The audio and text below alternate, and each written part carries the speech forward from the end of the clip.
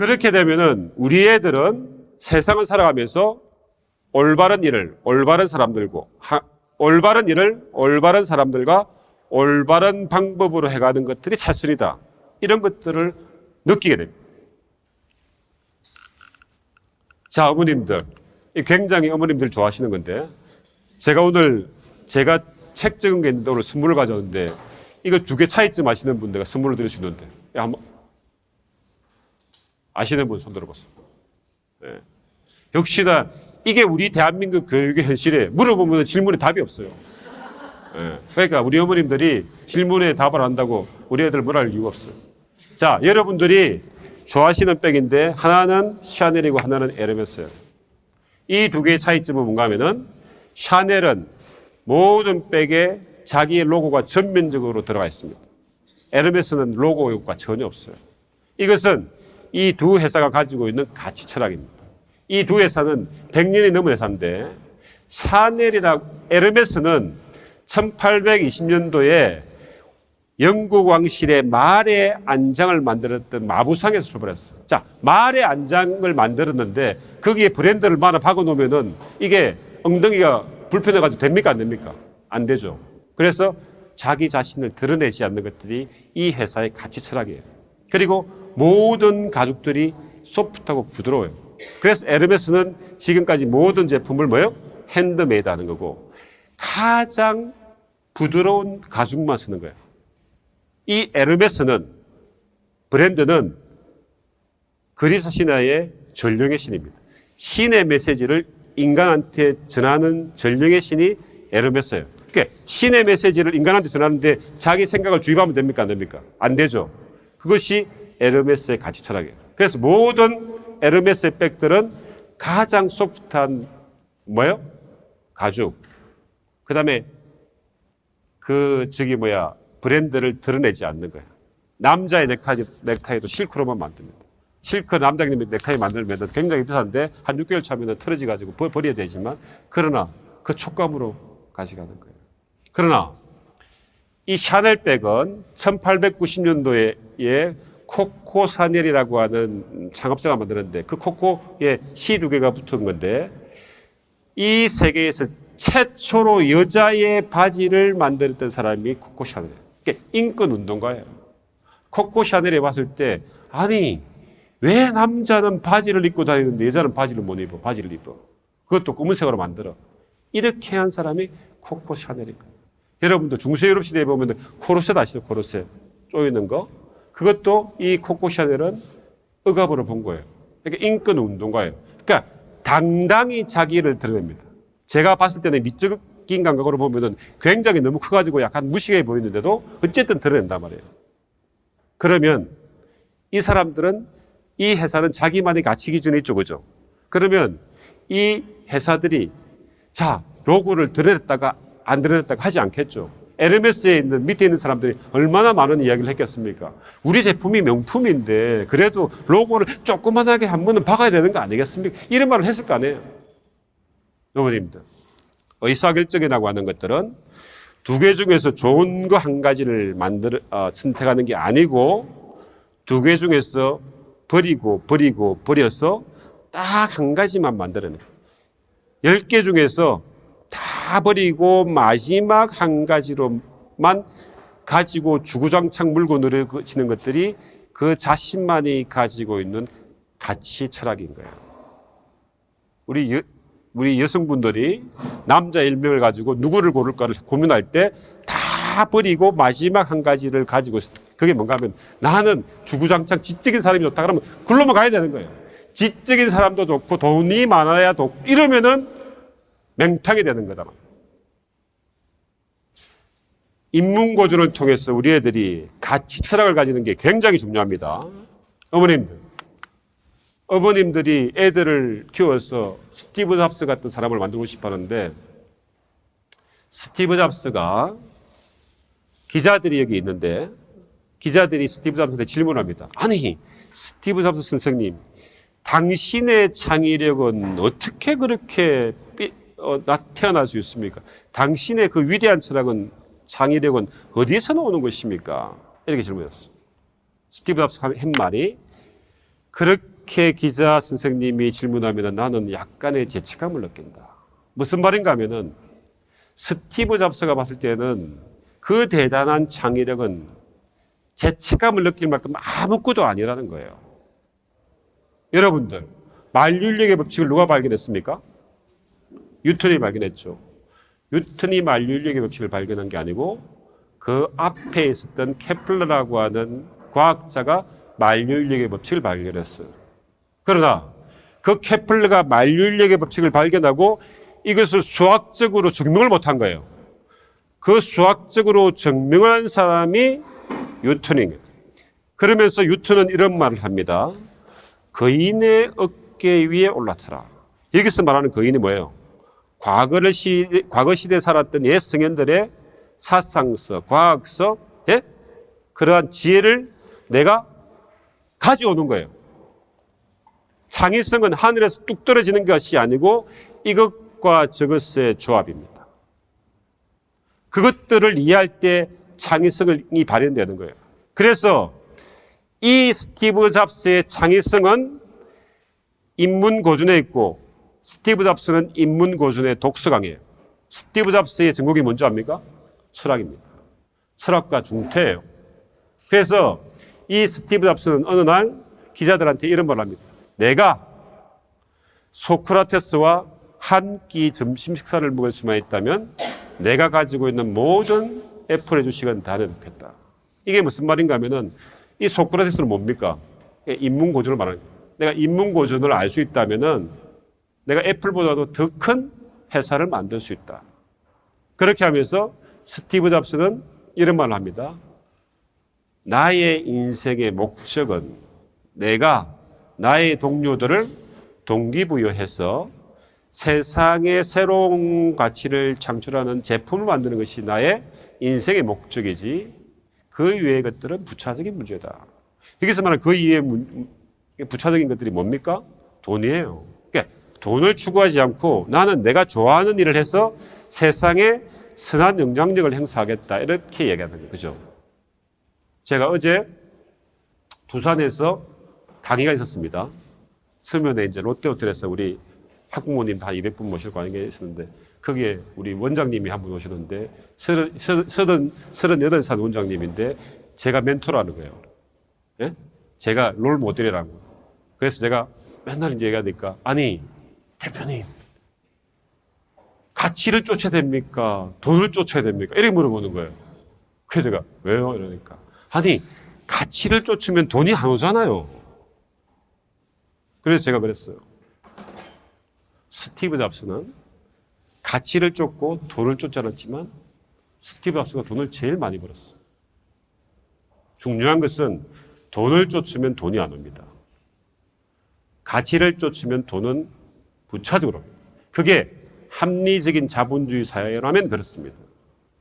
우리나라가 잘못되어 있어서 그렇지 돈을 많이 벌었다는 것은 그만큼의 사회적인 부가가치를 창출했다는 말과 똑같은 거예요. 사기를 치지 않았다면 그렇습니다.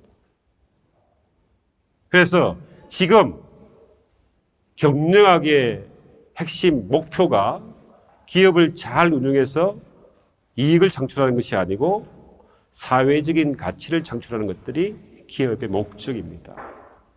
우리 애들도 그렇게 가야 됩니다. 내가 열심히 공부해서 좋은 직장을 가져가지고 좋은 직업을 가져가서 돈을 열심히 벌고 평생 잘 살아야 되겠다. 그러면은 그런 기회는 오지 않습니다.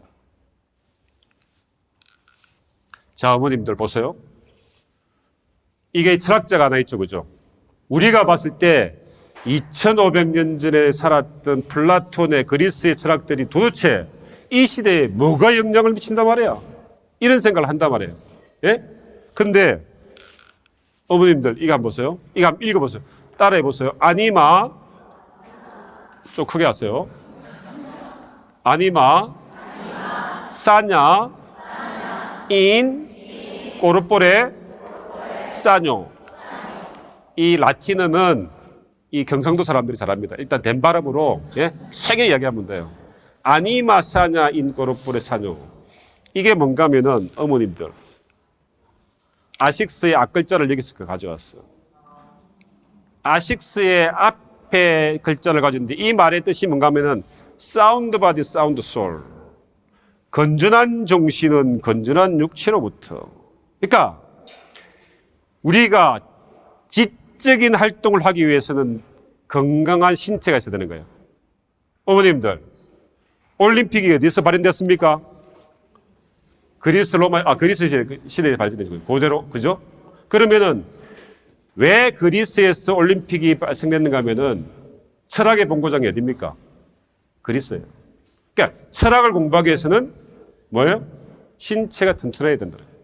이 철학적인 사상이 어디에 와 있는가 하면은 여러분들의 자녀들이 공부를 잘해가지고 미국의 고등학교에 보딩스쿨을 보내면은 체육을 엄청나게 중시합니다. 무슨 알겠습니까? 거의 선수처럼 가르치는 거예요. 왜냐하면은 기본적으로 체력이 건강해야지 거기에서 지적인 호기심도 나오고 지적인 활동을 할 수 있다는 거예요. 그런데 그것들을 모르고 이 대한민국은 고등학교 때 체육 시간 때 시험 공부하고 있단 말이에요. 저도 그런 일을 많이 했단 말이에요.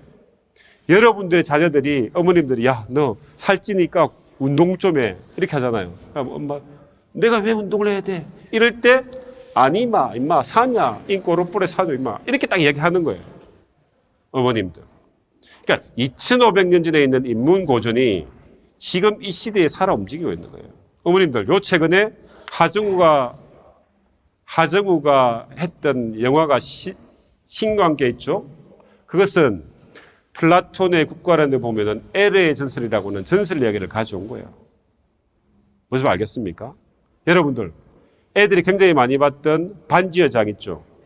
그것은 플라톤의 국가론 중에서 기게스의 반지라고 하는 그 신화를 가져온 겁니다. 여러분들이 타고 다니는 자동차의 많은 브랜드의 이름이 다 그리스 라틴에서 가져온 거예요. 시엘로 이런 차 아시죠? 시엘로 하늘을 말하는 겁니다. 그러니까 전혀 연관이 없을 것 같은 그 인문고전이 우리 실생활에서 밀접하게 관련되어 있는 거예요. 그래서 그 인문고전을 모르면 이 세상을 이해를 할 수 없어요. 이런 말이 있습니다. 인간이 태어나면서 두 가지의 세계와 마주하는데 하나는 인간의 손때가 묻지 않은 자연이고 또 하나는 인간의 손때가 묻은 문명이다. 그 자연은 아름다운 수학으로 접근하고 손때가 묻은 문명은 묵직한 철학으로 진리에 접근한다. 이런 말이 있대요. 수학과 철학을 모르면 자연도 이해를 못하고 이 문명사회도 이해를 못한다 이 말이에요. 무슨 말 아시겠죠? 우리가 배우는 여러분들 열심히 여기에 있는 GMB가 영어 학원이죠. 어머님 그죠? 여러분 자녀들이 영어를 열심히 공부하죠. 영어를 왜 공부합니까? 물어보시죠. 영어를 열심히 공부해서 말을 유창하게 하고 시험을 잘 쳐서 대학 가고 내신 잘 받으면 끝납니까? 아니다. 여러분들 말을 잘하는 것들은 대한민국에 구두 닦기도 말을 잘해요. 똑같은 말이 아닙니다. 영어를 배우는 목적은 우리 애들이 살아가는 이 시대의 지식의 지혜의 90%가 영어로 되어 있습니다. 그러니까 영어를 모르고는 지식을 받아들일 수가 없어요. 영어는 툴이에요. 툴. 그 지식을 받아들여서 그대로 앵무새처럼 뱉어내는 것이 아니고 뭐예요? 사유하고 실문에서 내 것으로 만드는 과정이 있어야 되는 겁니다. 수학을 공부하는 이유는 뭐예요? 아까 얘기했죠? 논리적인 사고, 추론적인 사고를 배우기 위해서 하는 거예요. 수학을 모르면은 논리적인 사고, 추론적인 사고가 안 되죠. 그러면은 이 세상을 아무것도 이해 못합니다. 모든 인문고전은 언유의 보고입니다. 언유가 뭐예요? 직접적으로 표현하지 않고 간접적으로 표현하는 거예요. 그러면 그 언유적인 표현을 이해하기 위해서는 뭡니까? 생각을 이해해야 되는 거예요. 제일 쉬운 언유적인 표현을 설명해 볼까요? 시간은 돈이다. 어떻게 시간이 돈입니까? 아니죠. 그러나 그 시간이 가지고 있는 가치랑 돈이 가지고 있는 가치, 이것을 묶어서 시간은 돈이라는 것들이 나온 거예요. 그러면 시간은 돈이라는 것들이 이해가 돼야 야, 임마, 시간이 아까워. 이런 말 하죠, 그죠? 이런 말이 이해가 되는 거예요. 그러한 무수한 문장들이 지식인이 되면 될수록 굉장히 돌려서 이야기한단 말이에요. 하수는 직접적으로 표현하고 고수는 은유적으로 표현하는 거예요. 하수는 굉장히 단순한 것들을 복잡하게 꼬아서 뒤지고 고수는 굉장히 복잡한 것을 단순화시키는 능력이 있습니다. 사기꾼은 굉장히 단순한 것들을 스스로 헷갈리게 꼬아가지고 사기를 치는 거예요. 철학을 하면은 우리 지적이라는 말이 있죠, 어머니. 지적이라는 말이 뭔가 하면은 뭘 것 같아요? 지적이라는 말은 감각적으로 바라보는 너머의 본질을 볼 수 있는 힘이에요. 눈으로 이 사람을 봐서 아, 이 사람이 사납게 생겼네. 이것은 다 볼 수 있는 거예요. 그죠? 그죠? 그러나 지성이 작동하면은 저 사나움 뒤에 본질이 무엇일까를 추측하는 거예요. 눈으로 보이지 않는 너머의 그 사물이 가지고 있는 본질을 이해하려고 하면은 지적이 되어야 되는 거예요. 그 지적이 되려고 하면은 인문고전을 읽어야 된다. 인문고전은 다시 말씀드리지만 학습의 근간이고 생각력의 근간이고 그것들이 되지 않으면은 우리 애들은 필멸합니다. 자, 중요한 것은 이제 일부를 마칠 때 됐는데 지금까지 제가 얘기했던 것들은 대한민국의 교육이 굉장히 수동적으로 문제가 많다는 것들 말씀드렸죠. 이해가 됐습니까? 이 교육이 바뀌어야 되는 거예요.